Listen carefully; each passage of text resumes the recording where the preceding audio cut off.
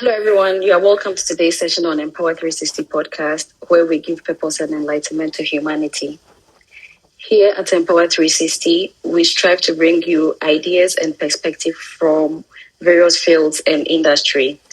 I am Lily Efa, your host, and I am co-hosting today's session with Enoch Chinimbe. We are here to guide you to gain in-depth knowledge in areas of life that excites you to be the best version of yourself. Join us every 2 weeks to elevate your life and get insights on thought-provoking topics. Our topic for today is Building the Future, Innovations in Sustainable Architecture and Design. Our special guest today is a remarkable young man who has achieved great success in his field. From being recognized as the best BEC candidate in the Denbon Ahafo region, he won the Presidential Award in 2009. He obtained both his bachelor's and master's degree in architecture from Kwame Nkrumah University of Science and Technology. His educational journey has actually been very incredible, and I am a witness to that. With 7 years of experience as an architect, he has a prestigious architectural firm and has now transitioned into a freelance architect and a constructor. His primary focus lies in social housing, where he aims to make a positive impact on communities. In addition to his architectural pursuit, he is also passionate about comedy. He is an accomplished stand-up comedian, having organized and participated in numerous shows in Ghana and abroad. One of his most notable shows, I Am Not Fooling, gained widespread recognition and captured the attention of audience worldwide. His diverse background and experiences makes him a unique and dynamic guest for today's discussion on sustainable architecture and design. I personally am excited and I cannot wait to listen to what Ebenezer Dwomoh has for us today. Thank you. So Nana, on this note, you're welcome, and the floor is all yours. Thank you very much for having me. Earlier, when we were talking, I was wondering, I was asking if I should show my face or I should just keep it audio. Oh, you can show your face so that our audience can see you. Thank you.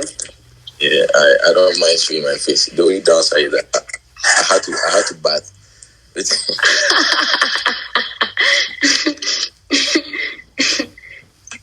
Okay, so good afternoon, everyone. I'm setting up my tripod still. Okay, let me switch. Good afternoon, everyone. Oh, they are muted, so they cannot hear me. So setting up my camera. Yeah. Is it okay? Yes, perfect. All right. Lily rightly said, my name is Ebenezer Dwomoh, and I'm an architect. And today I'll be talking about sustainable architecture, a way of using architecture to shape the future. And in sub-Saharan Africa, or where we are, West Africa, we are very poverty-stricken, so we prioritize. Most of our decisions are based on poverty. Poverty is really influences how we go about. It basically affects our culture. So most things we just want the minimal or the least thing we can do with money. So it affects our architecture too. People just want to build a space and then they just leave. So maybe if someone wants to build a house, it's like the landlord, the Führer, is giving them pressure, and then they don't want to pay for another year or 2 year rent, and they just want to move out. So everything is pressure. So we don't really pay attention. The point I'm making is we don't pay attention to sustainability. Or if you go to Europe and the American, they are battling with they are consciously designing against global warming, and they are very conscious about sustainability. So what I mean about sustainable architecture, or what we mean when we say sustainable architecture and design. First of all, sustainability is a conscious effort of making sure we are saving the environment or the planet. against global warming and all other forms of depletion that we cause to the environment or the earth. So sustainable architecture is when you zoom into architecture, what are we doing so that the way we build, the way it affects our way of life and everything doesn't deplete the environment. Basically, that is it. In terms of energy, resources and everything, because the energy and resources that we have, unless the energy is renewable, all the energy and resources that we have they are quantified. We just have a specific number of resources. So how what are we leaving for the generation behind us? So basically, that is what we mean. So in architecture, we don't want to build houses. So when I bring it into Ghana, I hope majority of us are Ghanaians. I mean, majority of the people listening to me. When we come to Ghana, let's say Dunso is back. Dunso is actually back. So I want to bring it into our own setting, so I don't sound too theoretical. So let's say the energy we have at Akosombo is quantified. You just have a specific amount of energy that we can consume per day or per week. How are we going to make sure that we don't use all, so that the next generation can also will leave some behind, so that the next generation can use. So I wish I could get feedback. I do a lot of public speaking because I'm a stand-up comedian, and when I'm speaking, I hope like people will be nodding or replying that yes, I get it. So basically, what I want to do today, some of the things I'll be talking about are very technical, but I understand most likely the people who are here with me are not architects. So there's no need for me to mention all the technical terms. My point here is to make you understand what I'm saying, because Albert Einstein said that if you cannot explain it well enough, then you don't understand it well enough. So my duty is to make sure that you all understand. And what I'm trying to achieve at the end of my speech is that hopefully, as Africans, everybody wants to build, everyone has a dream of building their own house. So when you are building, these are the things you need to look out for. Or if you are buying a house, these are the things you need to look out for. Or if you get in touch with an architect, these are some of the questions you should ask them. Yeah, you're entitled to. It's like when you go to the hospital and in Africa, we are not taught to speak out. Africans are not. People are even afraid to ask the doctor, "What did you see? What is wrong with me?" Yeah, so let me see. If my camera tilted. Yeah, no, it's okay. I think it's okay. Okay. I think mine all the way is on. Okay. So yeah, you just want to make sure that you ask the architect these questions. So I want to from the top. Let me see. I think I made some notes. From the top, these are some of the things that I'll be talking about. We'll be talking about energy efficiency in buildings, and then we'll talk about the impact of on the land and the environment. That is our building and the construction. And then we'll talk about daylighting. Then we'll talk about ventilation, and then we'll talk about water management in our buildings, and then lastly, we'll be talking about use of local materials and skills. So, do I continue? I think I've been talking for, and now I'll try and keep it very short. Yeah, very, very brief and snappy. So, first of all, we'll be talking about energy efficiency. So, if an architect is designing for you and then they have the future in mind, we have something we call passive design. Passive design is like that just the building, the static building in itself is saving you energy. When I say saving you energy, in like you have a cool room, you need AC, right? You have to get AC. There are sometimes, because we are in Sub-Saharan Africa, the temperature is unbelievable, like this over the roof. So there's not much you can do. In some cases, you need fan and AC, but under regular Ghanaian temperature, the building is supposed to be designed such that you don't really need AC all the time, because energy is expensive, and also we need to conserve the energy that we have. Yes, because so first of all, we have something we call orientation. That's why I wasn't going to say technical terms, but I can't help it. So orientation in Ghana, because of the heat, you see that the sun rises from the east and then it sets at the west. So the solar path, that is the path of the sun, it has more effect on the east and the west. So orientation means how you are placing your building on the land. So let's say Mampang is the land. I'm trying to make it as comprehensive as possible.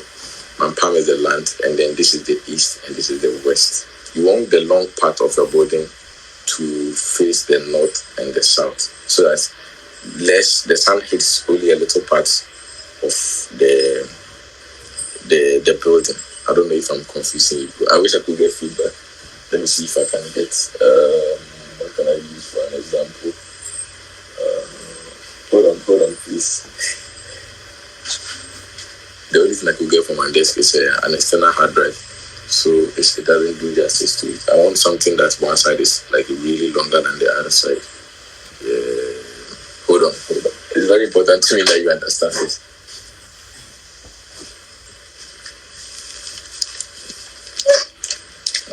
Sorry. So this is a package I received, and then as you can see, this side is really longer than this. Okay, for the sake of this example.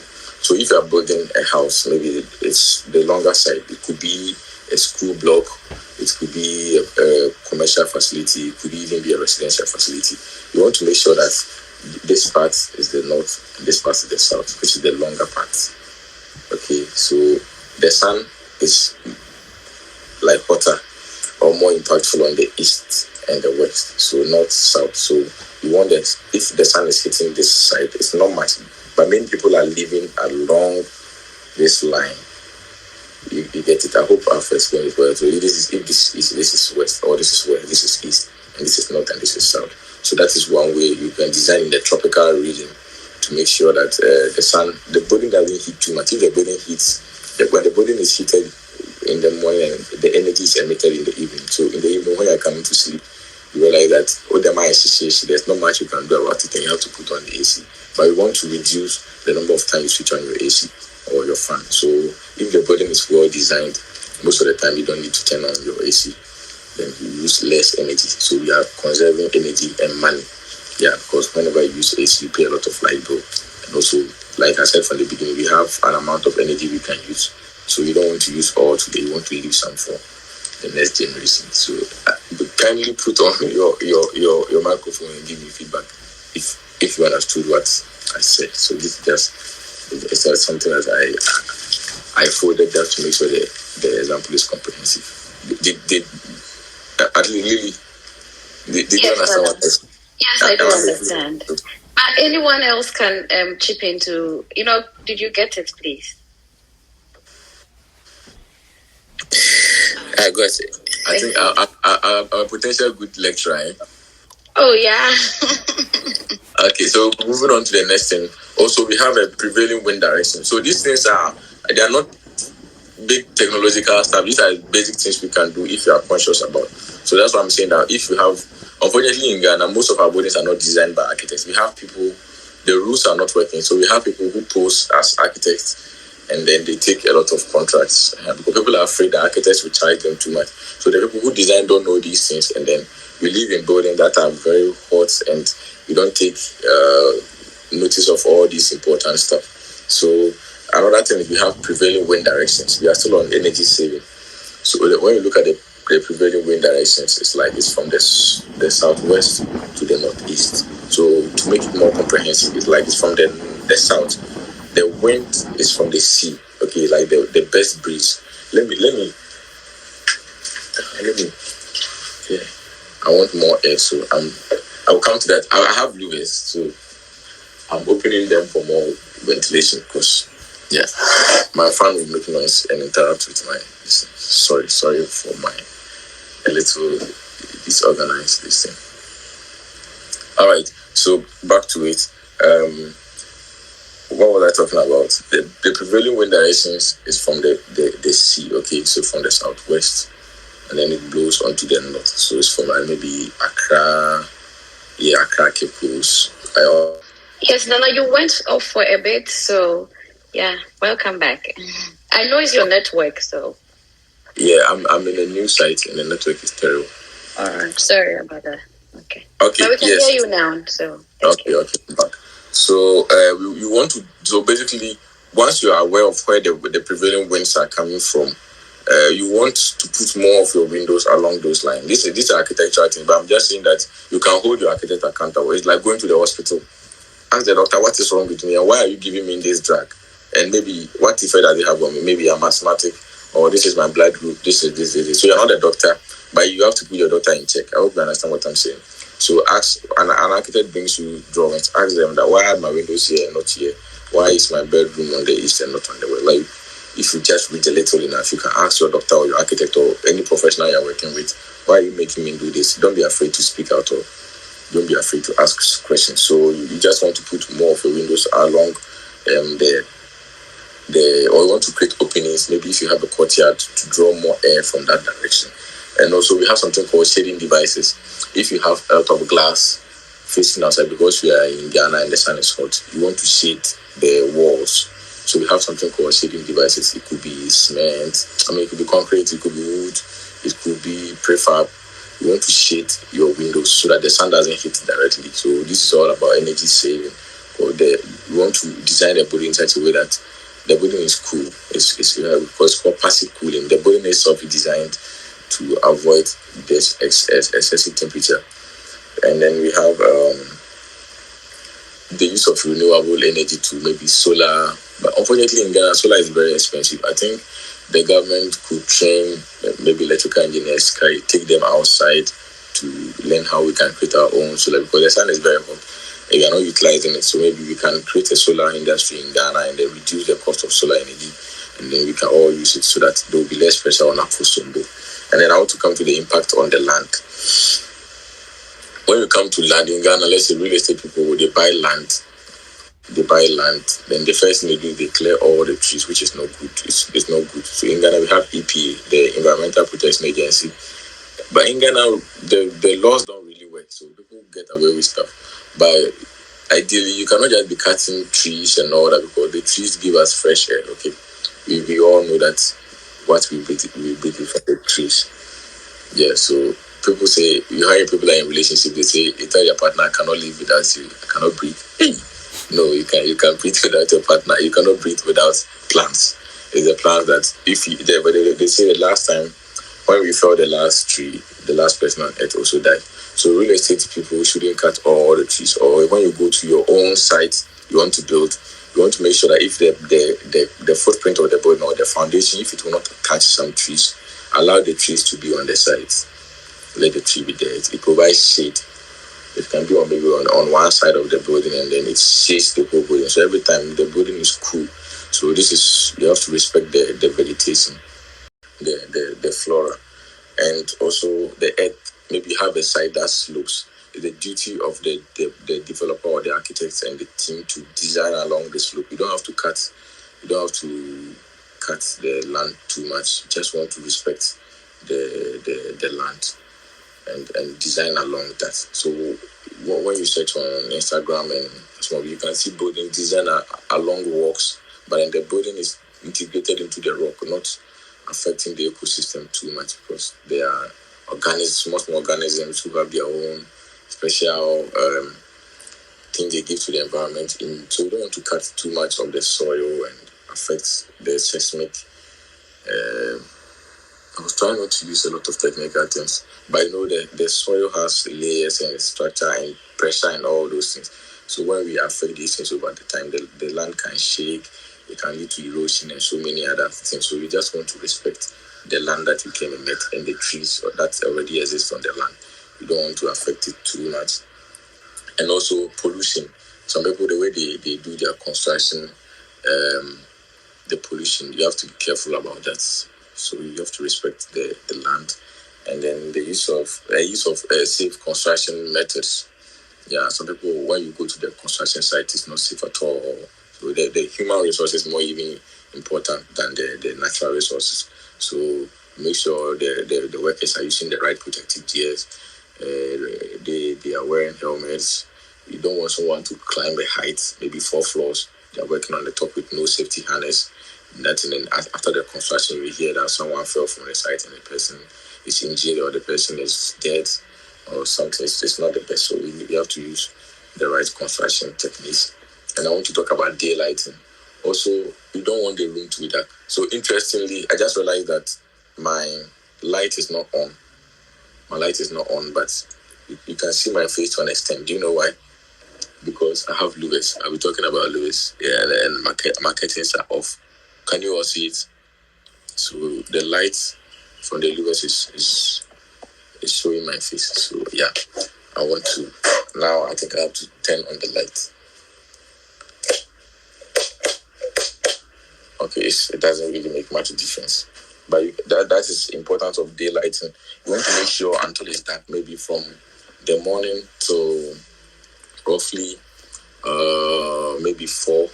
The daylighting should be designed in such a way that the light comes into the depths of the building without having to put on light. So I don't have my light on, but then you can still see my face. I don't know if it's clear enough. Is it clear enough? Yes, it's clear enough. The point is I can see you clearly. So the point is to not have your light on from the morning to the evening. So if you quantify the hours your light has been on, let's do some small math. You wake up in the morning. Let's say you wake up, even if you're lazy like me, you wake up at 6 a.m. Your light is on from 6 a.m. to 4. How many hours? How many hours? 6 to 12. 6 hours. So 12 to 4 is 10 hours, right? So how many quantity of energy have you used? Multiplied it by the number of years you be in the building, maybe 2 years. It means that's the extra amount of light you are paying just because the daylight wasn't designed to come inside. So you have some large buildings with very, very small windows, or there is a corridor behind the corridor. When you design, especially residential facilities, you don't need too many corridors. You just want to design side that every room has a window directly outside so that the daylight will come inside. So it's facility design for daylighting. So this is a very clear example. And sometimes we have like hollow walls in architecture. We call them honeycomb walls. You see some moldings, some special blocks. Yeah, that's when you go to Kintampo. I grew up in Kintampo, the community center we have. They just took it down anyway. You can see that hollow blocks. The old buildings have it. Actually, the old buildings in Ghana are better designed than the recent ones. We just care about money and rent and making money. We don't care about designing properly. So we can have that designed. If those designs are outmoded, I think we have to make our new ones.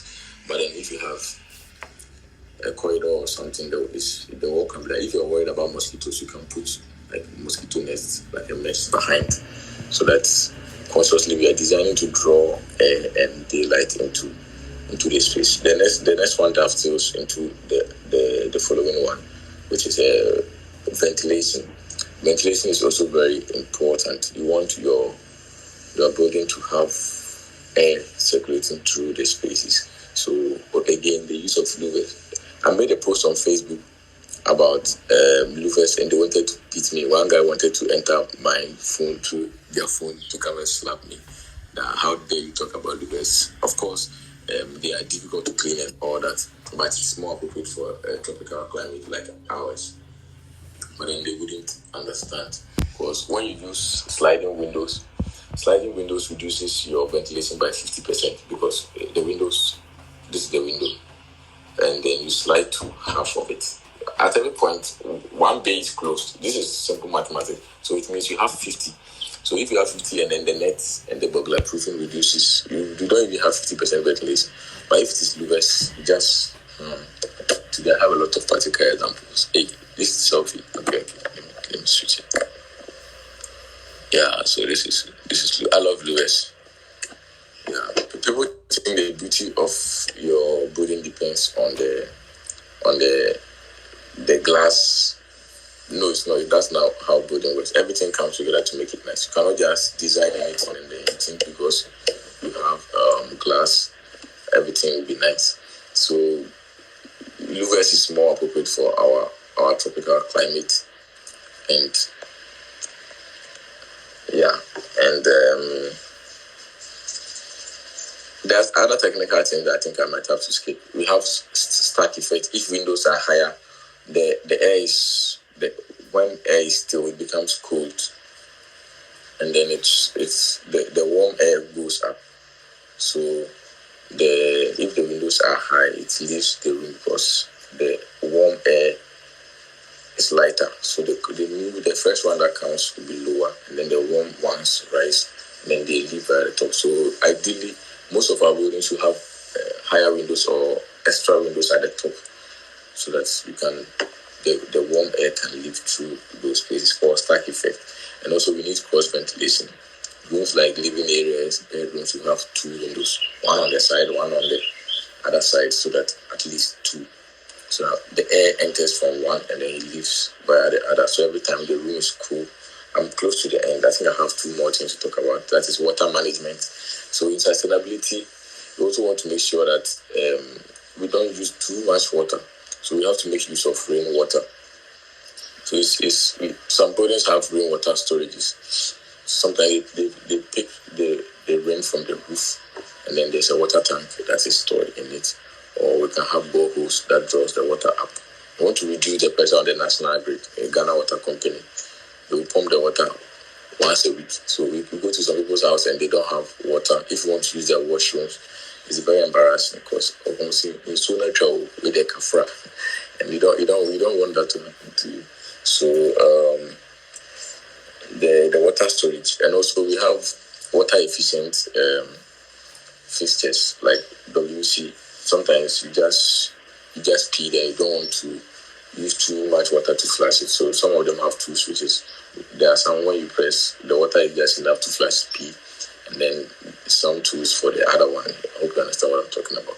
So some of these devices are good for using the water. You don't want to use too much water. Some of them, they use sensors. So if you're using the wash hand basin, especially for public facilities, you're washing your hand. When you're done, then the water stops. So these are ways of making sure we don't waste water, because some people don't have water in other parts of the world. So when we have this, we don't have to waste water. So basically, this is what sustainability is about.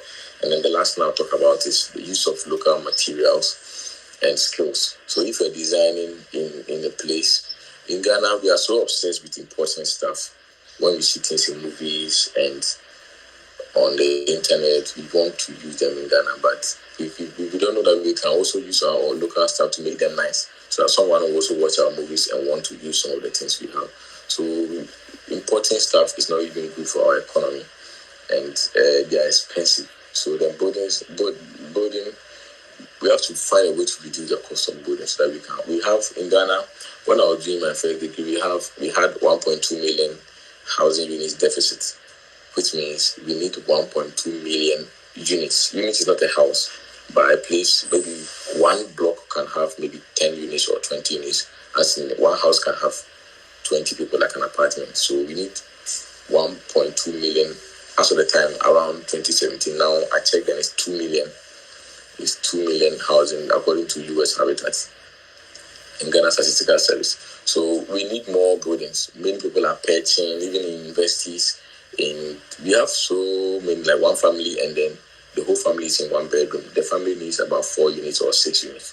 So we have to find a way to reduce the cost of construction so that many people can have enough places to put their heads. So that is why we have to use local materials. We don't have to import everything we use for construction. And also importation, shipping, and moving them. Maybe I'm doing construction in Accra, and then the shipping will bring it from Europe to the port, and then they'll bring it all the way to the port. We have the carbon emission by the ship, and the car that brought it is expensive. So the carbon emission also causes global warming. So we want to use local material, which is free and cheaper, like our local wood, stone, sand, mud, thatch, raffia, fiber, all these things. We have to find a way of using this local stuff for our construction, and also local skills. We want to. Well, when I design, everything I'm telling you, I do them. I've designed a few buildings for my father, and I always make sure we use louvers. But the buildings are nice. If you enter Kintampo, you see them. So everything I'm saying, they are practical, and we have to use local skills. So maybe if I'm designing in Kintampo, I grew up in Kintampo, so that's the example I use the most.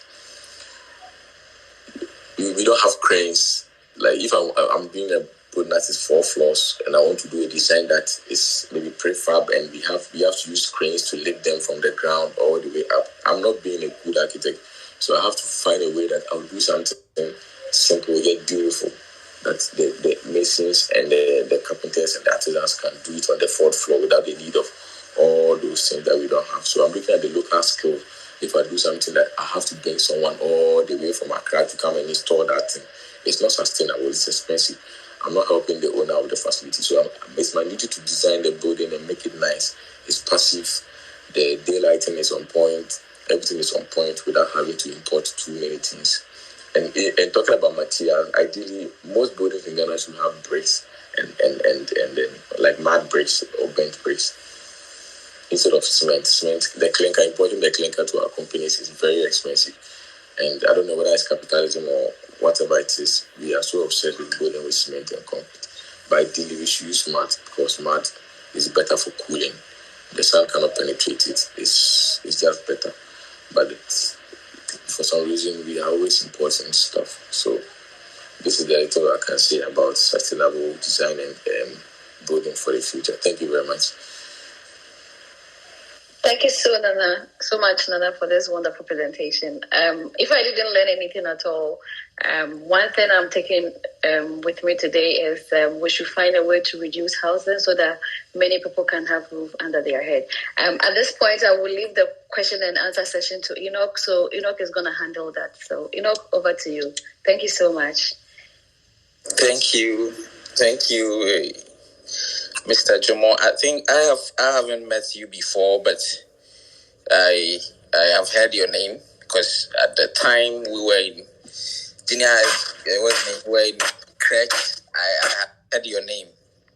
I also come from Kintampo, so.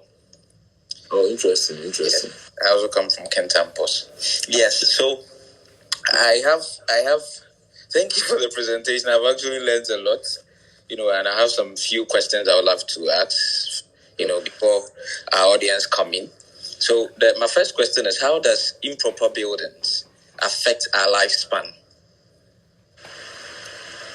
Thank you very much for the question.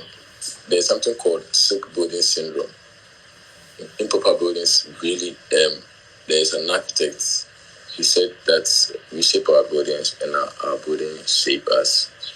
Yeah. She's called Wibanga. Miss Van der Rohe. So there's something called sick building syndrome. Let's say if a building, like when you go to schools, like dormitories, they like I said from the beginning, we design with poverty in mind. So we just want the least thing that people can move in fast. So form one for no ball, they need a more, they will just build something. So the sick building syndrome is if there's not enough ventilation in a space, when the air is there, the air is stuck. So for a typical case like a dormitory, Ghana senior high schools, one person has an infection and then will be a. But before you know, they say the school is closed because there's a viral outbreak or something. This is one way that our buildings shape us. And also, there are so many things I couldn't talk about because I cannot talk about the theory or concept of sustainability in one speech. If you have a building like a courtyard building, like when we're growing up, the compound house, our building affect our social life too. There are some apartments are designed in such a way that you can live in an apartment for 1 year, you don't even know your neighbor.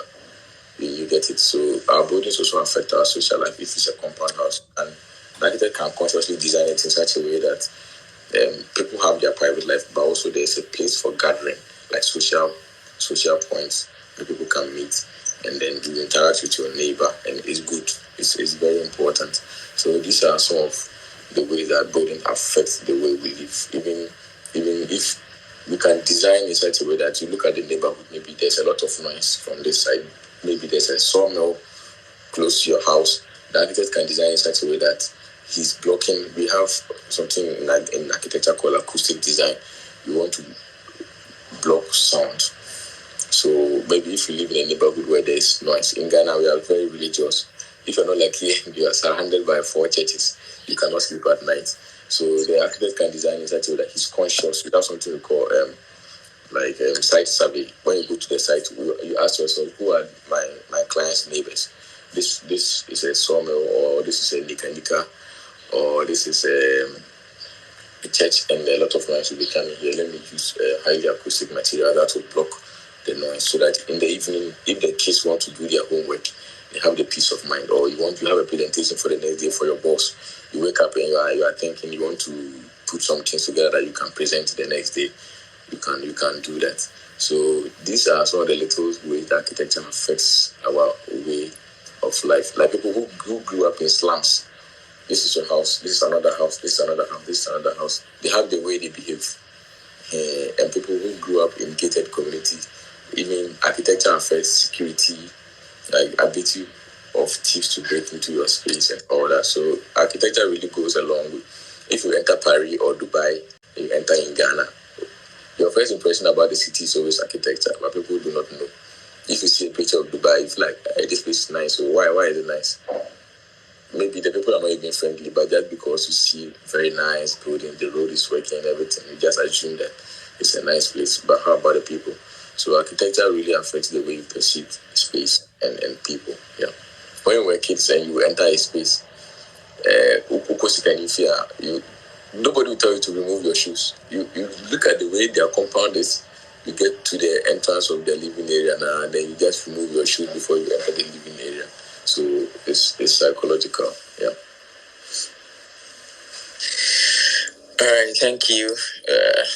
Any other questions? If you have any question, you can put up your hand out.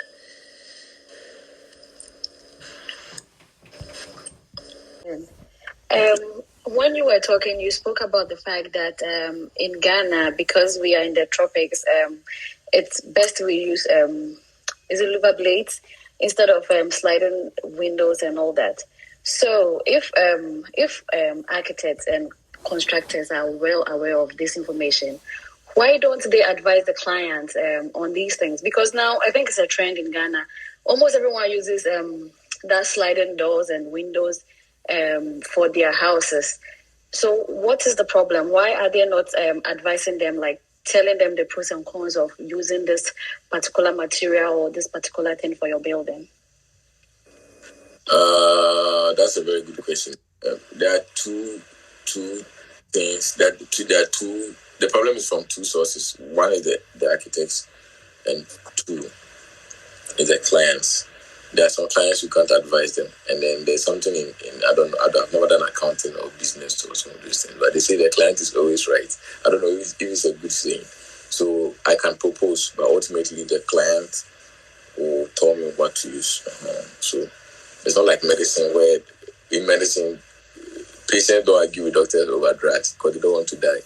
But in architecture, when you suggest, the client can tell you, no, this is my dream house. I want glass. You cannot say much about that. And then the other problem with the architects. Some architects they don't bother to educate their clients. But also our problem is that most of the buildings in Ghana are not designed by architects. People don't know the difference between architects and draftsmen. Draftsmen are people who can draw plans without formal education. And most of them went to the polytechnics. And in Ghana, architecture is only done in Kane University and recently Central University. So just imagine, we have like only 1,400 registered architects in Ghana. So about 95% of the buildings are not designed by architects. So these things I'm telling you today, they have been designing for like 20 years. They don't know anything about wind direction, all these things. They don't know. So about 95% of the people that people call architects, they are not architects. It's like if you go to the hospital and you see a gentleman in the lab coat and you think he's a doctor. No, it's just because he's in the hospital and he's in a white coat does not mean they are a doctor. So many people can design buildings, but they are not architects. They've not been to school for 6 years. They don't even know school of architecture. Some of them are quantity surveyors, some of them are contractors, Some of them are building structural engineers. They are because of hunger in Ghana, everybody wants to design and take money. So that is the problem. The people who are designing for people, but they are very cheap and affordable. So the average Ghanaians, they don't know the long-term effect the building has on them, or how much extra electricity they'll be paying, or some of these things. So they just go with what they believe is a cheap option. So that is it. Okay, one thing I didn't say about the sliding windows, because I didn't want to exhaust too much time. When the sun hits us like this, the sun has different wavelengths. Okay, so there is some UV rays, ultraviolet rays, that enters. It can enter, but it can't leave. Have you seen when you are in a space, the sliding window, the tinted one? Someone is outside, they can't see you, but you are inside, you can see them. It's the same way some lights can enter, but it cannot escape. So it heats the room up, the rays. So there are better sliding windows, which is they're very expensive. They are double layered, and then they have vacuum inside. It prevents that UV rays from entering the space. So that's the one we should be using in our tropics. When we travel outside, it's the opposite of what we do. They want more heat inside because the place is very cold. So everything they manufacture favors them, because they really, it's very important. Some people have heaters in their room, which is also over there, very expensive to turn on, just like we have AC. They have to heat their rooms and their cars. So the glass they are sending us is for heat. That's what they use there. That the least affordable one, they just bring it. I mean, the more affordable ones, and we just blindly use them. So those ultraviolet rays will be trapped in the room. The moment you slide the window, you can feel some air will come and blow over you, like, but you can only slide to 50%. So when you use the louvers, it doesn't trap that, because it can just go back. So that is about the sliding window. So the problem is, I think in architects in Ghana, we don't really educate people well enough. And also the problem is most of them are not actually architects. And some of the clients who are just stubborn. So I had a friend called Gideon in Jema. Those of you from Kintampo, you know Jema. I designed for Gideon, and I proposed louvers. He laughed at me and said, I'll be out to Kumasi now, so me use louvers. He literally laughed at me. So I went and he had used sliding. So if many architects, after advising clients 1, 2, 3, 4, they give up. They just don't advise anymore, and they let them use it, because Ghanaians, they don't listen. So yeah, that's about that. But it's unfortunate.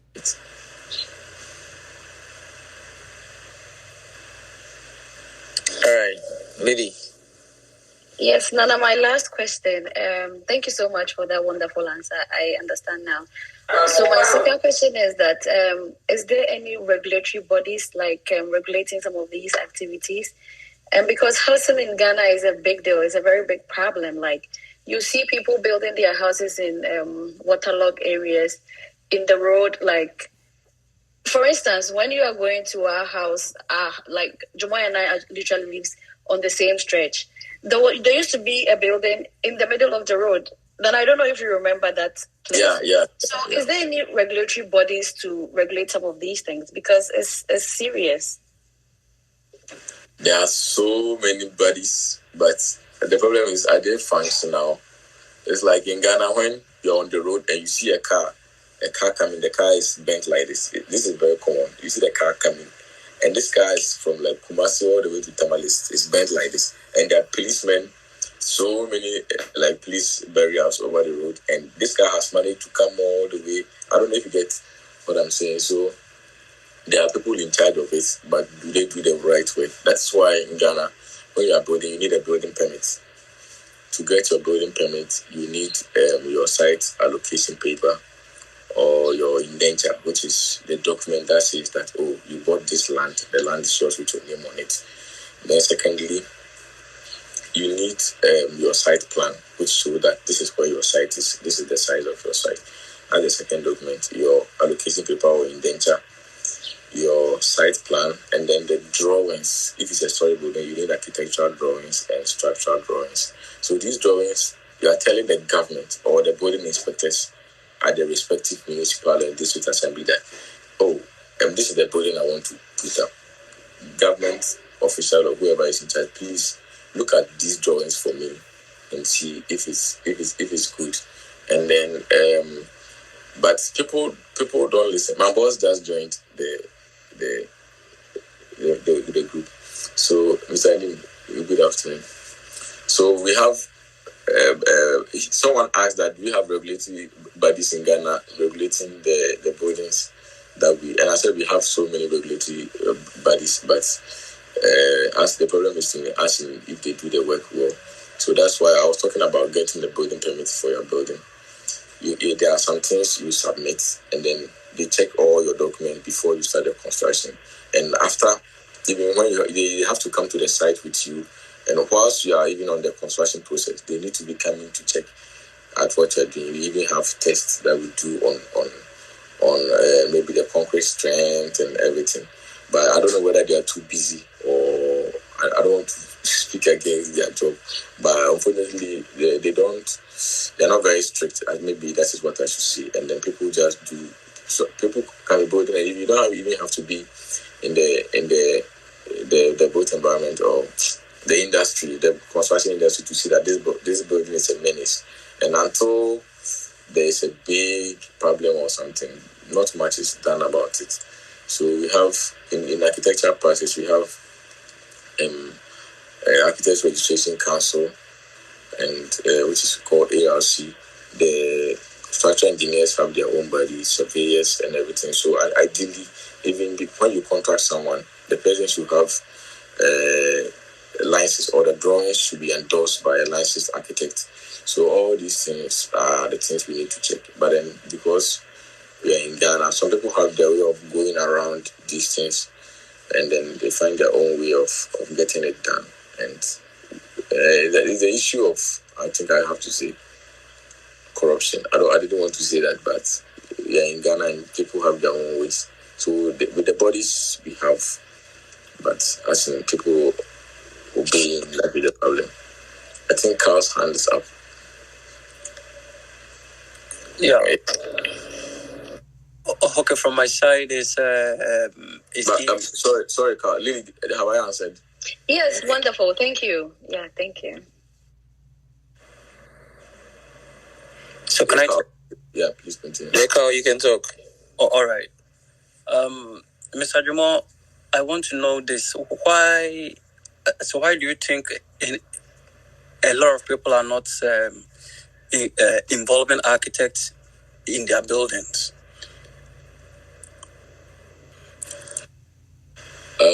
I think the first. Okay. So, do you think probably it might be the price? It might be maybe the architects are dominant on their decisions or something?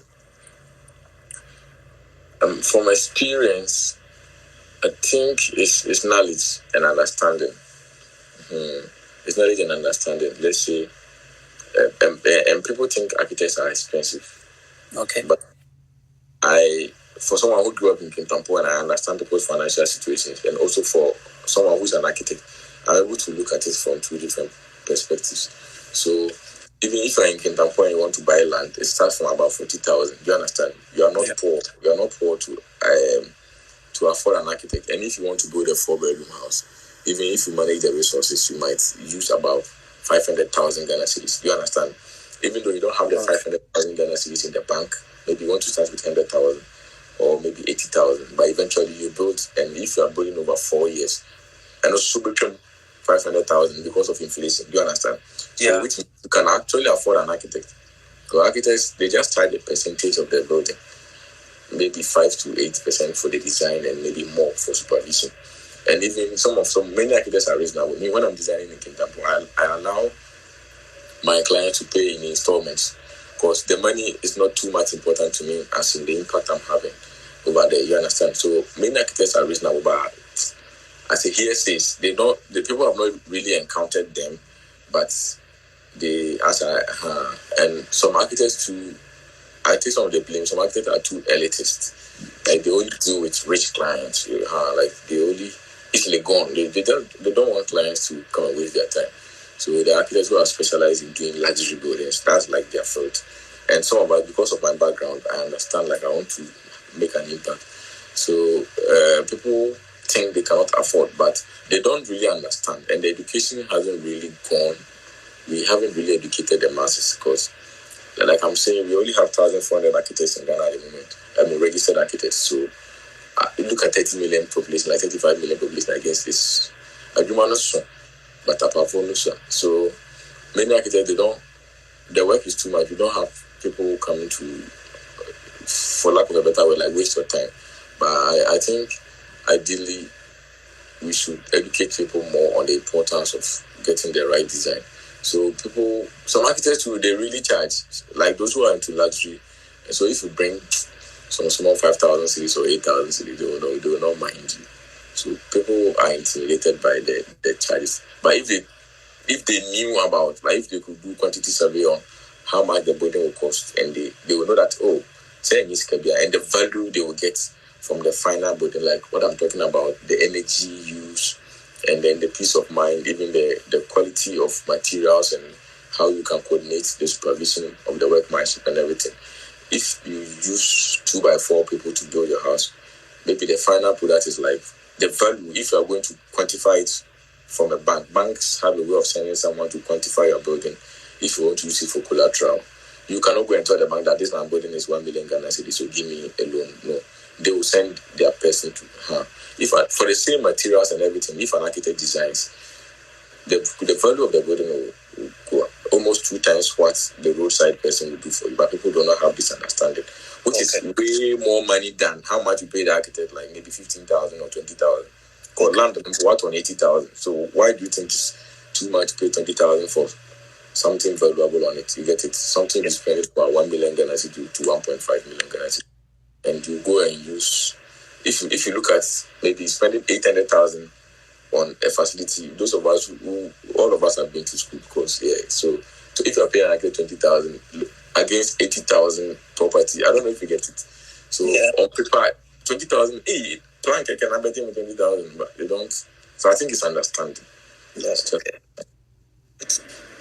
Thank you very much, and I'm well convinced now. Welcome, Mr. Carl. Any other questions?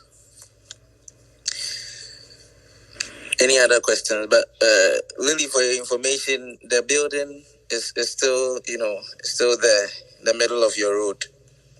Oh, I see. Is it so there?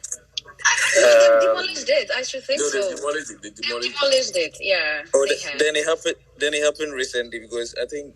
No, before it's been some time now. Yeah. Oh, okay. You don't come to my house, so you don't even know. And when you come, you pass through that Bonsium route, that bad road. The last time All right. Thank you, President Enoch. I want to ask Mr. Ebenezer, with all these, just really ask, people building in wrong places, not patronizing even the architecture and all that, do you think, or is it appropriate for the government to take over building in Ghana? Let's say government taking full responsibility of building and then probably giving to people like renting, like probably it's done in somewhere in the UK, whether it's for people under the government, like an agency, maybe government can employ people, like the Ashanti region have the building agency. They should take over the lands from probably the kings.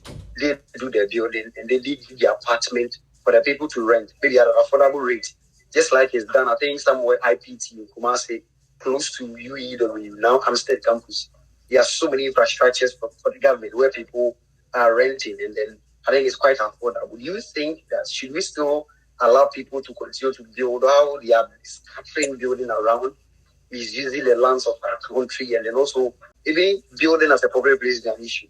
Mr. Ebenezer, what do you think? Should the government take over, or we should still let the individuals continue with their buildings? Thank you. So this thing is political, you understand? Every government has their beliefs and their systems and whatever they want to achieve. So personally, from my view, I think the government should take over. If it were up to me, but the government doesn't really prioritize this, because if you look at the money they were going to use for the National Cathedral, Fun fact, I worked on the National Cathedral. My lecturer did the acoustics, so I did some of the acoustic drawings of the National Cathedral. Personally, I feel like the money can be used for affordable housing. And not even affordable, like we can use it to reduce the housing deficit unit I was talking about. So National Cathedral is kind of a bit messy, like apartments, multiple apartments. They can even, I'm like I said on my, they said on my profile, I'm very interested in social housing. So we can build like 10, maybe 6-story, because in Ghana, getting elevators to work is a problem. So maybe a 6-story facility just for national service people. So maybe there's one in Kumasi, there's one in Accra. So people get national service, and then the 559, and his rent is maybe 300 cedis a month. So how can someone who is taking 559, I think 97 something, 72 something, if and our rent is around 400, 500 cedis for a single room self-contained. So meaning that I'm taking 700 and something, and I'm paying monthly rent of 400. How I cannot even live on the remaining 300 and something. So how can I save at the end of the month? So in my view, the government should make more of this. We have like single room, like a 1-bedroom typology for people who have finished service. They just got employment. 1-bedroom self-contained for national service people. This building is like national service people. So in Kumasi, maybe we have about 4 of them at different ends. So depending on where you are, you've been posted at least. Tamale, wow, at least some of those, maybe even Techiman and all those places. And then the government has consciously made it very affordable for these people. So then I have a lot of ideas about this. I even have a proposed design on this thing, but it's political. And then maybe the land, land issues. You buy land. Before you bought the land, someone had already bought it. And whilst you bought it, somebody is buying it. And then now there are 3 landowners and issues. How about the government takes over most of the land? Obviously, because of culture, some of the land, we have 2 lands that belong to our chiefs and all those people. But the government has some special land that even before you buy the land, the road has already been constructed. So the road, you have the main road, the access road, or and then you pay extra for that, and there's already electricity. And the government, just like the UK and those places, they tell you what you can build on it. So then the government is more influential in the way our built environment is developed. But like I said, it's political. These are just my views, but so you are right. They cannot take total control of all the construction in the country, but to an extent, if they could take up to about 70%. I mean, the universities, K University, if you invest a second year, you get a place. The hostels are outrageously expensive because they know that the students won't get anywhere to go. If the government will build more student housing facilities, all these problems, we wouldn't be facing these problems. So that is the solution, but I think our government different priorities. Yeah. Well, I think maybe when Lily becomes the president of Mr. Enoch, I think you'll be more good for Minister for Interior Affairs. So maybe the Lord help us. Yeah, so sure. I'll vote for them. Yes. So, Nana, I want to add to what you said earlier. Yes, it's political, but also we have to look at the underlying principle. When you take the Western countries, all the land belongs to the state. Therefore, the state has power to determine what you can build on your house, how the building is supposed to be. You cannot build above a certain level. But when it comes to the case of Ghana, when you take the Land Law Act 2020, some of the lands belong to chiefs, some families, some individuals, some the states. And even some lands, it's not everybody that has the full allodia title to the land. So when it happens like that, it's a problem. The government, of course, the government can step in. They can go through legal processes, and the government can have autonomous power over how lands are being distributed and all that. But like you rightly said, political. But one of the main issue too is that because all the lands in Ghana does not belong to the state, it's kind of like quite segregated. Some to states, some to chiefs, some to families, some to skin, some to this, some to that. It's a problem, and that's one of the reasons why one land can be sold to 10 people. Like when you go to Greater Accra region, for instance, 10 people, and people just get up one day and a civilian can kill a military man. So it's a problem, and it has to be addressed. But like you said, we will keep advocating, but as to whether the authorities will take it or not. But it's okay. One day when we have the cake, we can also determine what needs to be done and what needs to go away. So I think these are also some of the reasons why these issues happen in sub-Saharan Africa, especially in the case of Ghana. Yeah. Thank you.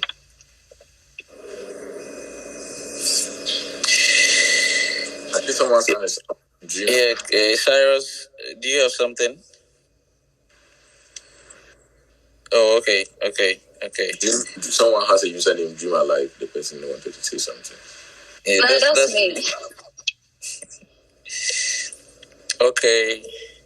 Somebody has a question. So, hello, sir. Good afternoon. I'm reading everything, so I'm Caleb. I joined in late, but I enjoyed the last few questions and the responses you gave. Based on that, and not the National Cathedral project you just mentioned, do you draw for churches, and how do you handle payments and monetary matters, especially for growing churches? So he says that he asked that because it's believed that architects don't like to build for churches because they are unable to pay big as other clients can pay. So that's Caleb's question. Mr. Dwomoh, how do you respond to this? I don't like designing for churches.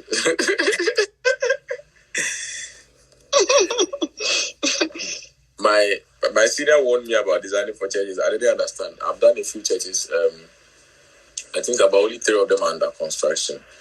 I wish I could share. I will struggle through my photos before I find them. But I wish I could share some of them. One is at Shawankuma. How do I describe the place? If you are going to the market, I have a church designed there. The challenge is that it's not about the money. Me, when I design churches, but I don't really charge them. Yeah, I only charge enough for the printing and the logistics. I don't do my working drawings. I have a team. It's on contract, so I outsource the construction drawings and the structural drawings. So I only charge for those things. But personally, my labor, whenever I design for a church, that's personal. I don't charge. But there's always that one elder or a group of elders who will come and they'll stress you. I recently designed one church in German, and they'll stress you. It's stressful. It's not about the money, but they'll say design this, then you design and you go and present it to them penny for, and then one person, we don't know whether they were not at the first meeting or something. All church designs are like that. When they told me from the beginning, I didn't understand, but can you please go and change this one? Hey, someone says how then they don't know. They usually have one small church that they are in, and the church is growing. They say build around it. Some people will say that no, you don't just as you go back and forth. You change the design about 5 times, and then you regret. And because you didn't charge them, of course in Ghana, I know we are superstitious. So it's stressful. But design churches, I think what's the person's name? Caleb. Maybe you can DM me on social media or something. They will talk about it. Yeah. So many architects don't like churches, but not because they don't pay. Some churches they have money. Like I don't want to mention church names, but some churches they have money. So if you don't want to go a strict like extreme contrast stuff with churches because we are Ghanaians, we are always sentimental about religion. But if you go special contract, this is a total construction cost.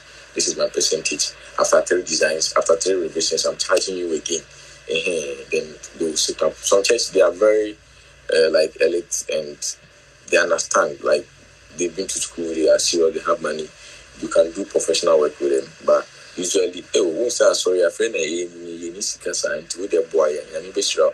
Then you do the design, they will change it. You will change it. You can't complain. So that is why I think most architects don't like designing churches, from my personal experience. I'm designed over. Caleb, I hope you answered.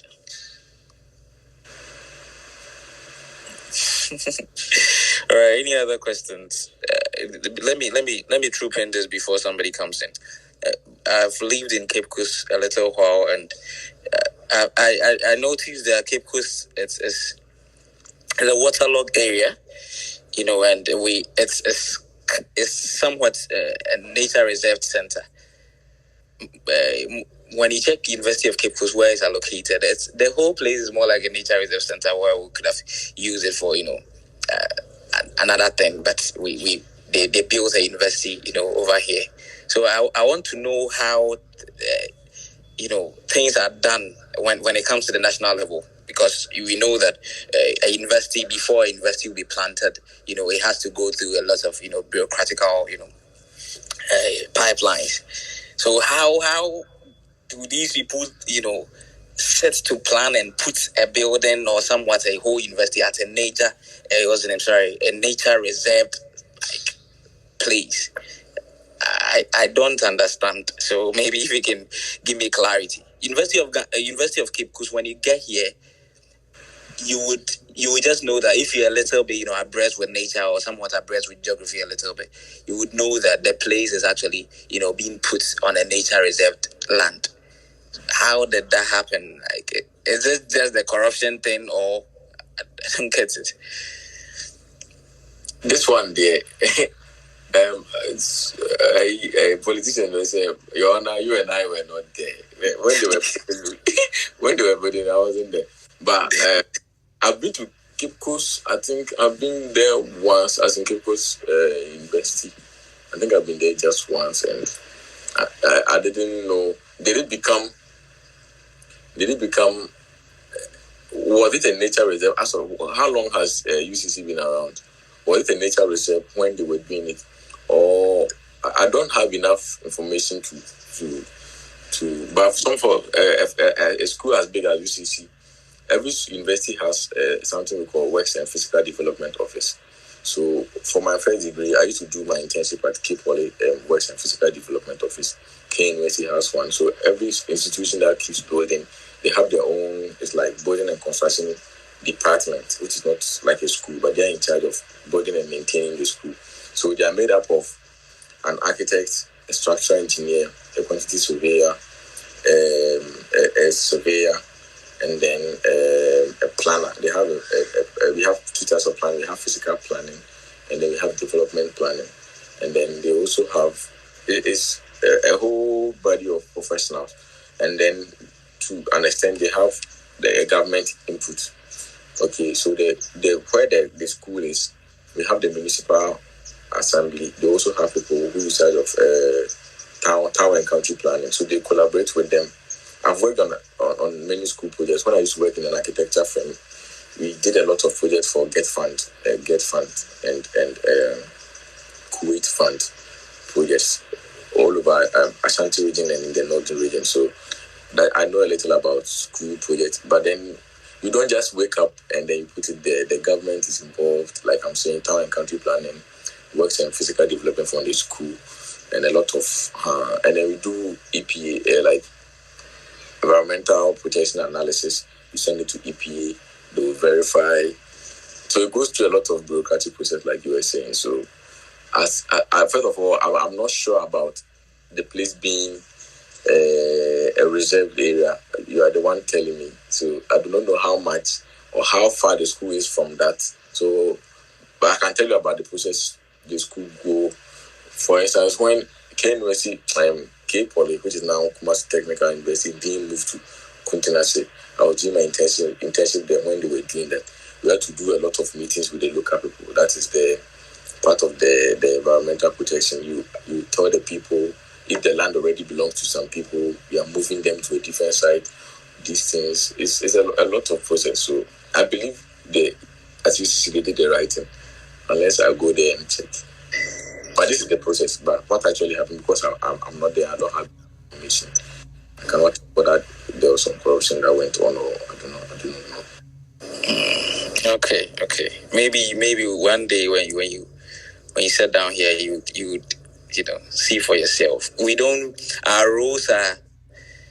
build roads, or somewhat we construct roads, but in few years, see that the roads would be pulled in. I don't know, because the land is more waterlogged. So most of our roads, most especially the roads constructed recently, most of them are being pulled in because it's waterlogged. But I hope one day maybe you make your way here, then you see for yourself. Yeah, Lily, you've put up your hand. Yes, I just want to ask this quick question. Since we are talking about sustainability, Nana, is there a way we can sustain mining areas, like mining towns, their lands? It just came to my mind that I have to ask. This one too is political. There's a way. We have proper mining. Recently, I did a project for golfers at Tapa. They have a community called Aboso. So I was the project manager we renovated one of their clinics. So we did bungalows, we did a bungalow, we did their maternity facilities, maternity block, and so on. So I used to go to Tapa a lot, and then so I spoke to the miners. And if you have a company like Goldforce, they do the proper international standard of mining. They have subsidiaries in South Africa, Australia. They are doing the proper mining. And then we have the galamsey. Even the galamsey, we have the local galamsey and the Chinese galamsey. The Chinese galamsey, they don't care about our land. They don't care about our water bodies. They came and met some chief. The chief is in bed with some political leaders, and they sold land to them. Or buy an animal man $50,000, which is equivalent to about 50 million Ghana cedis or something, or 5 million Ghana cedis. Or you know who be that, and they have to deviate account. So that's what I'm saying. These things are political. So the companies, the big company, Newmont, Ash Gold, the Anglo Gold Ashanti currently, they do the right form of construction. But then there are some individuals and foreigners who there are rules, like they're like the construction thing I was talking about. Even though mining is not my field, there are better ways to mine. Goldforce, they don't play with safety standards. They are strict. But other companies don't care. They just want the gold. So there are ways that we could, like, we have reserves. There are places that you can mine. Maybe if there's a farm, like a cocoa plantation, and these Chinese people, they don't care. And sustainability is about saving the environment for the next generation. The Chinese, your next generation is not his next generation. So the land, the cocoa, the water bodies, he doesn't care. So you just cut it and mine. And then the government will act like they are solving it. But the people who are solving the issue are the people who created the problem. So if your question is, can we mine properly? Yes. Many companies are mining properly. They are also mining regulations and standards that they abide by. I think they have there's a body for regulating mining. Even the equipment they use this equipment. If the equipment is this old, you cannot use it. There are so many regulations. The big companies are held to that standards. Hello, Echo. Please, if you're not talking, kindly mute your mic for us. Thank you.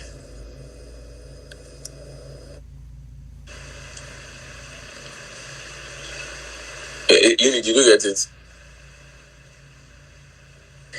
Lily, did you get it? Yes, I do. Thank you. The right way, they know it, but they won't. And there's no repercussions for their action, because the person who's supposed to inflict the punishment or is not, they cannot do anything to them. Yeah. That's the problem we have in this country. All right. Any other questions? Maybe one or two questions, then we let him go. We let him go. I was supposed to get a haircut today, but I wasn't sure if I could go. I wanted to look fresh for that. Why is it that everybody's camera is off? Why?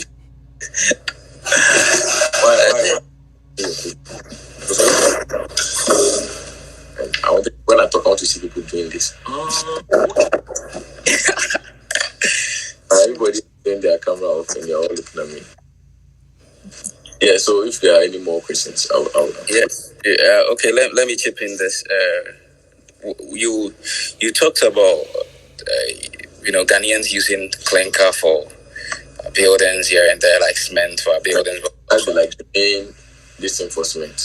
Yeah. So with that, so we import is very expensive. That's why the price is keep going up. It's tied to the dollar. So now that the dollar is almost 14, it's going to go up. And building cement is also the fundamental material. If sand, cement, concrete, cement. So it keeps going up. So if you could specialize in the use of other materials. Sorry, I cut you off. Continue. No problem. So with the clinker, I stand corrected on this, but I know that clinker is produced out of limestone and some other substances. So can't we produce some in Ghana here, because we have a lot of limestone in Ghana? So can't we produce some in Ghana? Can't we? We can. But why do we mine gold and we send it to Europe for refining? Or why do we have Temawai refinery but not active, and we send crude oil to Abuja for them to refine and bring it back? Why do we produce cocoa in Ghana and we take it to Sweden for them to do chocolate and bring it back? You get the problem? I get the problem. You get the picture? Yeah. So, the material know how. Then you do it. It's like you do cassava and or maize. It's raining over here, and then you go and give it to someone, and anybody know that I banku and I say now what's up for top. I don't know how on your banku. You get that is how, and it's very expensive to do those things. It's like refining oil. Recently Dangote built one in Nigeria, personal one. It's very expensive. It's like the machine they use to refine gold. So when on Beyoha, you get it. They are smart. It's very expensive. So all the loans the government take that we don't know what they are using for. They could, if I don't want to say some words, but if they really care about the future, you can save secretly. But they don't want you to own those things. So like we over the so if you are going for a loan, they will ask you what you are going to use the loan for. Oh, National Cathedral. So they know that it will not help you. It will not make you independent.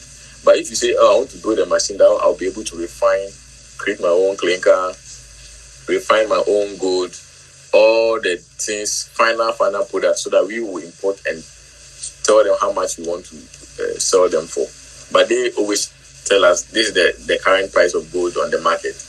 Me gold no now that's what they do. This is the current price of this. They dictate all of those things for us. So we can make them, but the government hasn't prioritized those things like industrialization. The government, their priorities is very, very different. Maybe because I'm not in power, I don't understand them. But I think these are all the things Kwame Nkrumah wanted to do. And he was president for only 9 years, and they incited his own people to get rid of him. So this is Ghana for you. So clinker, I'm sure we can produce it. The raw materials, we could have them here, but we don't even produce, we don't mine limestone in masses. So first of all, we have to do mass production and then refine them here, and then we can use it to. But the machines to do those things are very, very complex, and we don't even have the expertise to. We don't have engineers who have gone to school to specialize in that, and those courses are not taught in Pure University or UMAT. So we don't have the human resources and we don't have the machines.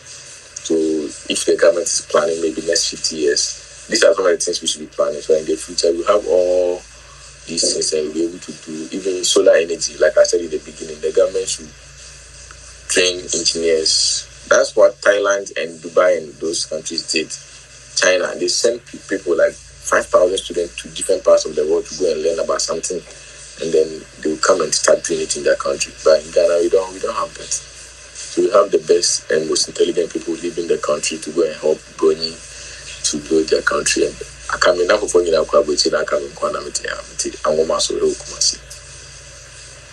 So yeah, that's it. We don't have the resources. All right, thank you. Carl, you can talk. Yeah. Yeah, Dwomoh. If I'm not mistaken, are there no money clinker at Bupe? The resources or the final? The cement company. Yeah. No, they import the raw materials. Oh, okay. It's not only the clinker. The clinker is the main. The clinker is that thing that binds it, depending on the compressive strength. We have like 42.5 and 32.5. But there are other things that is added. So I think we have most of the other things, but the clinker is shipped. It's always shipped. I don't know the company, the country they ship them from. But okay. they always ship the clinker. Oh, okay. Thank you. This company, they have many in Ghana. Gasem. We have Gasem, we have Diamond. Diamond is the one that we have many. My father sells cement. We have many. But the main material that we need, we import them. That is why the price of cement keeps going up. All right. Thank you. All right. So, any last questions? So we close.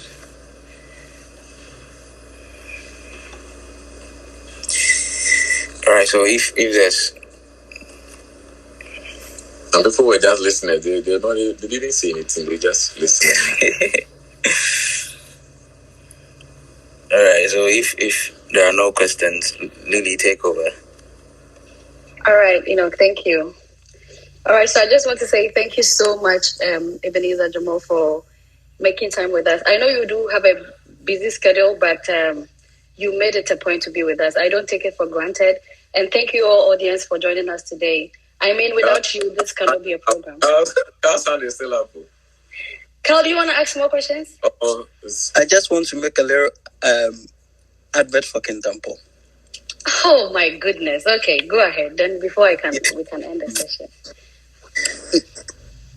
Before then, I saw Christopher Damois, like he's also from. So today, Kintampo niggas, you guys, you do all today, honestly. Okay, Carl, you can go ahead. Okay, there was a research recently from Ministry of Agriculture, and they were saying the best place in the entire Ghana where the land is very good for every type of crop is within Kintampo, and then it's environment. So I want to advise anybody or everybody on this platform that you are welcome to Kintampo. Come and have a land there, then start any agriculture business, and definitely it will be profitable enough for you. Yeah. And also we have a lot of tourist attractions. So even if you cannot own land, come and visit the place. We have two.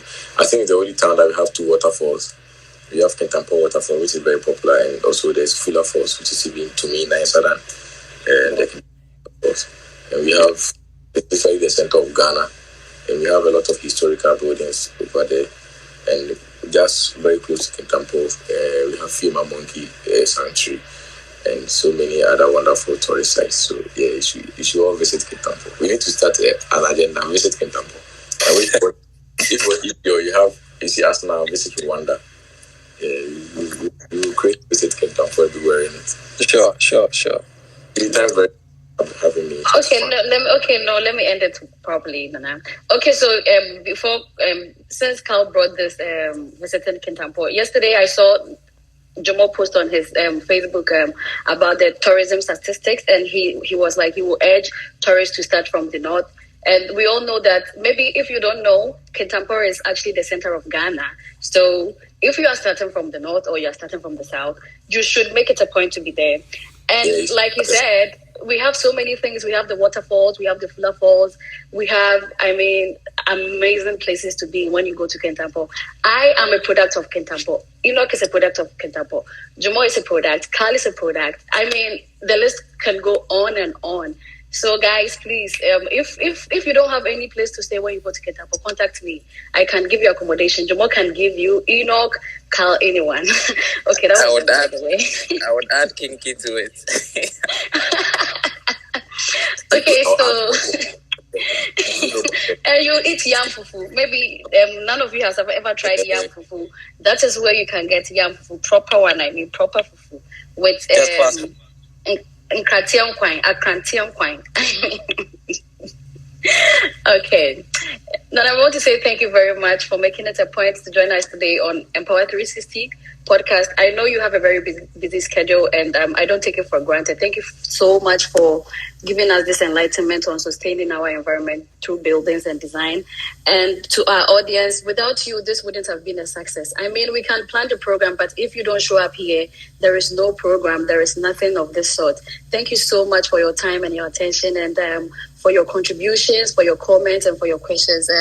We will meet again next 2 weeks. And at this point, I would hand it over to Enoch.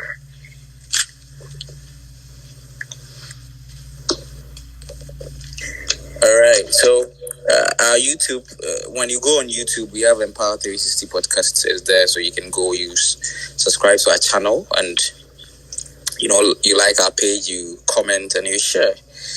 Yes, when you go on Facebook, it's the same thing, Empower 360. On Instagram, Empower 360. When you go on TikTok, it's Empower 360. Yes, so thank you very much for being with us. If there are no submissions, we'd call it a day. Yes. Nana, any final words before we leave? I'm grateful that I was chosen for this.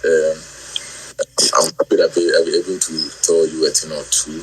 And if someone has any question, I think they can hit me up on my social media. Ebenezer Dwomoh _ Dwomoh is DWOMOH is on X or formerly Twitter, and my Instagram and Facebook is Ebenezer Dwomoh. So if you want to have further conversation or anything, you can hit me up. And yes.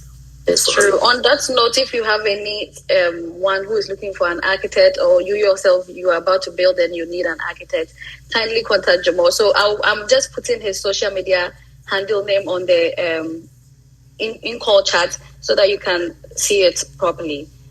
So I'm putting it there, so anyone interested can just hit him up on all social media platforms. Nana, please, can you check if it's the right thing? In comments again. Yes, now. Oh, just a second. Information as well. Yes, have you seen it? Information or chat? In chat, yes, in chat. Under in chat, there is chat. In call message. And under it, I have written it.